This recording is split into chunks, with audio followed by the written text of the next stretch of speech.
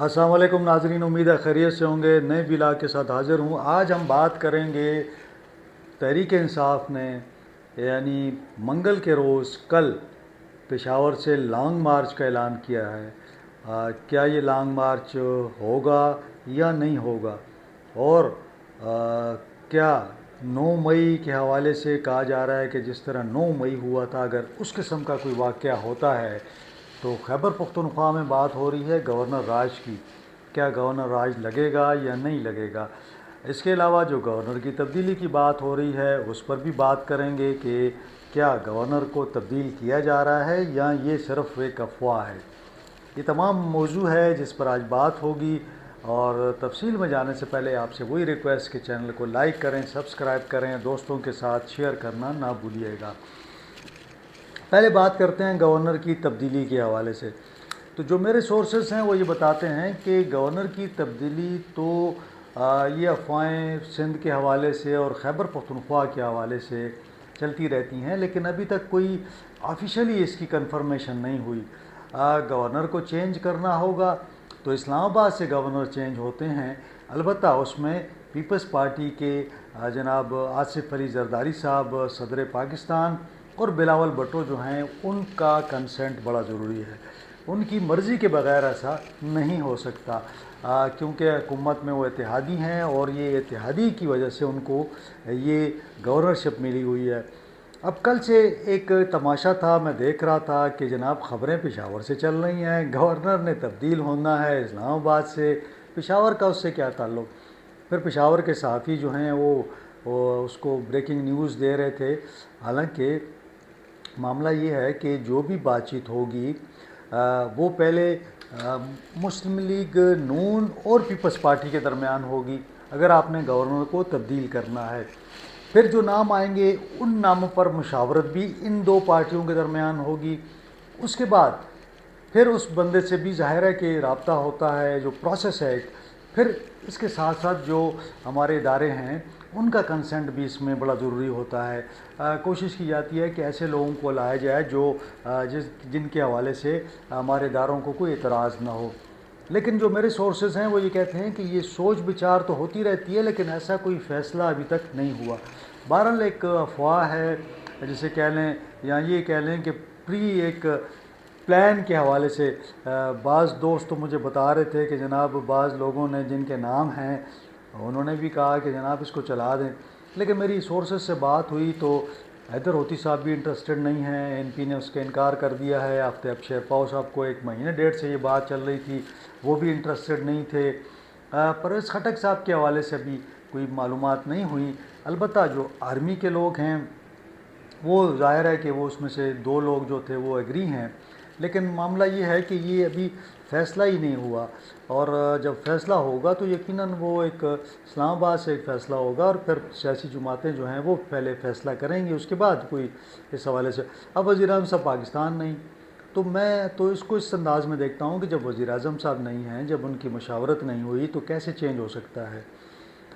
दूसरी बात जो मेरा ख़्याल में थोड़ा सा तहरीक इंसाफ को डराने के लिए, क्योंकि तहरीक इंसाफ ने कल कहा है कि जनाब वो पेशावर से लॉन्ग मार्च करेंगे और ये लॉन्ग मार्च जो है पेशावर से शुरू होगा। पहले वो जाएंगे जनाब इस्लामाबाद हाई कोर्ट, वहाँ से कहा गया है कि जी अडियाला पहुँचे।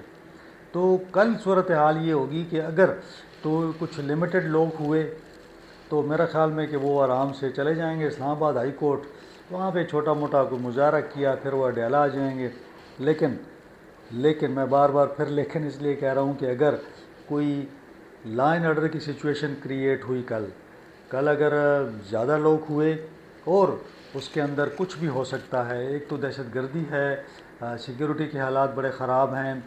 दूसरी जानिब कोई भी अगर अटैम्प्ट हुआ जिसमें वफाक और सूबा आमने सामने हुआ और हालात कशीदा होने लगे, तो फिर ये एक मौका होगा कि जो ऑप्शन है गवर्नर राज का वो आ सकता है।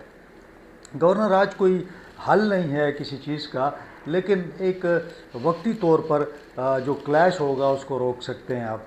यानी सूबा और मरकज़ आपस में आमने सामने आ जाते हैं, क्योंकि ज़ाहिर है यहाँ से वज़ीर आला होते हैं, वज़रा होते हैं, सिक्योरिटी उनके साथ होती है, तो वो एक सूरत हाल ख़राब होती है। तो अगर वो सूरत हाल पैदा होती है तो मेरे ख़्याल में कि फिर گورنر راج کی جانب جایا جائے گا تاکہ اس جو سچویشن ہے اس کو ڈیفیوز کیا جائے۔ ساتھ ساتھ میں دیکھ رہا تھا کہ بنوں میں، ڈی خان میں، کرم میں واقعات ہوئے ہیں، ہمارے 6 جوان شہید ہو گئے ہیں، لا اینڈ آرڈر کی سچویشن خراب ہے، اور صوبے کے بھی اندر یہ بات کی جا رہی ہے کہ جی گورننس کا فقدان ہے، جو مرکز میں بھی یہی صورتحال ہے اور صوبوں میں بھی یہی حالات ہیں کہ جو گورننس ہے وہ روز بروز جو ہے وہ نیچے جا رہی ہے۔ بہرحال اب یہ کل کا دن بڑا اہم ہے، اور جہاں تک ملاقات کی بات ہے تو وفاق یا صوبہ جو ہے پنجاب کا، چونکہ ان کا وہ ہے ملاقات کے حوالے سے اختیار، تو وہاں سے یہ کہا جا رہا ہے کہ جناب یہ سیاسی طور پر ایک ڈرامہ بنایا جاتا ہے، اندر جا کے ملاقات کر کے پھر باہر آ کے ایک افراتفری پیدا کرنے کی کوشش کی جاتی ہے، اور دسمبر میں کچھ بڑا کرنے کی باتیں ہو رہی ہیں۔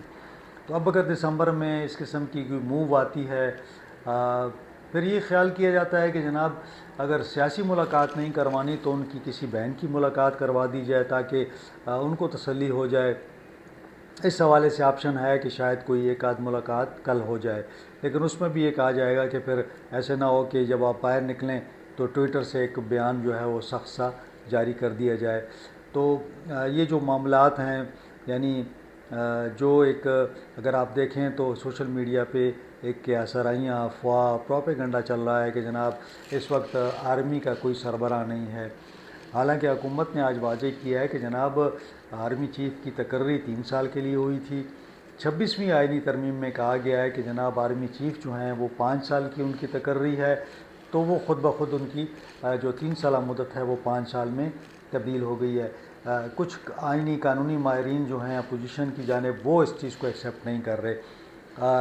جہاں تک جو چیف آف ڈیفنس فورسز کے حوالے سے بات ہے تو وہ حکومت بھی تسلیم کر رہی ہے کہ اس کا اعلامیہ آنا ہے، یعنی اس کا اعلامیہ جس دن بھی آئے گا عاصم منیر صاحب اس تاریخ سے مزید 5 سال کے لیے چیف آف ڈیفنس فورسز تعینات ہو جائیں گے۔ تو محسوس یہ ہوتا ہے کہ وہ یہ ان کا 8 سال کا ٹینیور ہوگا، یعنی 3 سال گزر چکے ہیں اور مزید 5 سال ہوں گے، تو 2030 تک یہ جا سکتا ہے۔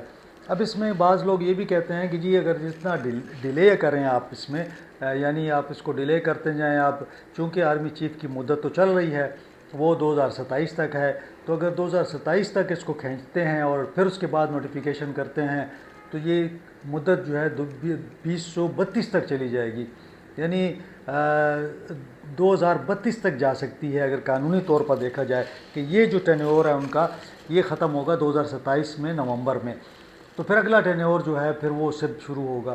تو یہ ایک کنفیوژن ہے، ابھی تک نوٹیفیکیشن نہیں آیا لیکن اس پہ کام ہو رہا ہے، اور یہ نوٹیفیکیشن لگتا ہے کہ یہ جلدی آ جائے گا۔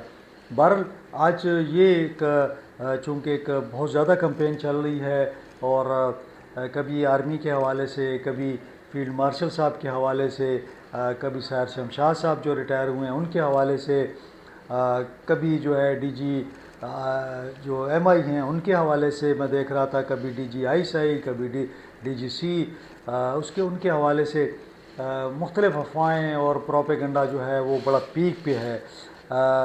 اب جب تک یہ تعیناتیاں نہیں ہوتی جن میں ڈی جی آئی ہیں، اسٹریٹجک کمانڈ کے حوالے سے بات ہو رہی ہے، ان کی تقرری ہونی ہے، vice chief of army staff کی تقرری ہونی ہے، تو جب تک یہ تقرریاں تمام نہیں ہوتی ہیں میرے خیال میں کہ یہ جو افواہیں ہیں اور یہ جو ایک پروپیگنڈا کیا جا رہا ہے یہ چلتا رہے گا، کیونکہ بڑے لوگوں کا روزگار، بڑے لوگوں کا روٹی روزی جو ہے نا وہ انہی خبروں سے چل رہی ہے۔ بہرحال اب حکومت چونکہ دیکھنا ہے کہ کب ہمارے وزیر دفاع صاحب واپس آتے ہیں، وزیر اعظم صاحب کے انتظار ہے کہ وہ آئیں تو یہ معاملات جو ہیں نوٹیفیکیشن کے آگے چلیں، جو نوٹیفیکیشن انہوں نے دینا ہے وہ آگے آ جائے۔ بہرحال اب کل کا دن بھی اہم ہے، اور دیکھتے ہیں کہ صورتحال کہاں جاتی ہے، کیا یہ پرامن ایک احتجاج ہوگا یا اس کے اندر بھی کوئی توڑ پھوڑ یا تشدد ہوتا ہے، یا کوئی فالس فلیگ آپریشن کا جو ایک خوف ہے پی ٹی آئی میں، وہ بھی یقیناً وہ سمجھتے ہیں کہ کسی وقت بھی ان کے خلاف کوئی کسی قسم کا جو ایک 9 مئی ہے وہ 9 مئی کو فالس فلیگ آپریشن کہتے ہیں، تو ان کا مطلب یہ ہے کہ اس قسم کا کوئی حرکت نہ ہو جائے جس سے کم از کم جو ہے وہ تحریک انصاف کو ایک بار پھر یہ تمام معاملات کو بھگتنا پڑے۔ تو بہرحال اب دیکھتے ہیں کہ صورتحال کہاں جاتی ہے۔ پاکستان کا جو سیاسی ماحول ہے یقیناً اس کا ٹمپریچر بڑا ہائی جا رہا ہے، اور یہ ٹمپریچر تبھی کم ہوگا جب کچھ تھوڑا بہت دونوں جانب سے معاملات کو ٹھنڈا کیا جائے گا۔ اب تک کی جو وہ ہیں معلومات اس کے مطابق تو یہ ٹمپریچر کم نہیں ہونے والا۔ دونوں جانب سے جو ہے وہ اس حوالے سے کوئی پازیٹیو یا مفاہمت کی جانب کوئی جاتا ہوا کوئی معاملہ نظر نہیں آ رہا۔ بہرحال کوئی ابھی فی الحال نہ گورنر راج ہے نہ گورنر جا رہے ہیں، اور یہ تمام فی الحال باتیں ہی ہیں۔ دیکھتے ہیں کہ آنے والے دنوں میں ہو سکتا ہے کہ یہ سچ ثابت ہوں، لیکن فی الحال ابھی اس پہ خاموشی ہے۔ آج کے لیے اتنا ہی، انشاءاللہ اگلے ولاگ میں آپ سے ملاقات ہوگی۔ اپنا خیال رکھیں، اپنے اہل خانہ کا خیال رکھیں، مجھے اجازت دیں، اللہ حافظ۔